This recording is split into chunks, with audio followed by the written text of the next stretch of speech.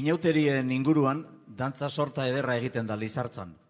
Dantza batzuetan makilak, bestetan palak edo brokelak erabiltzen dituzte.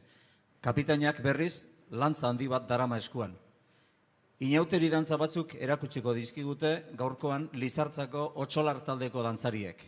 Ikusi dugun paseoaren ondoren beste 4 dantza ikusteko aukera izango dugu. Las danzas que va a presentar el grupo Otsolar de Lizartza se realizan en su pueblo por carnaval. El grupo está compuesto por 8 danzaris, figurando al frente de ellos como directores el capitán y el sargento. Sobre su traje blanco, cubriendo la espalda, colocan unos mantones dando un aspecto femenino a su atuendo. El número de danzas que se bailan es de 10, intercalándose una especie de danzas de palos y broqueles, siendo de madera tanto los palos como los broqueles.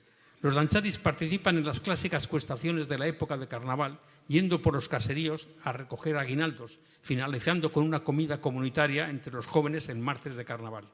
Para ofrecer esas danzas tradicionales tendremos a los jóvenes de Lizartza en esta muestra, ofreciendo todas sus danzas entre sus 2 presentaciones.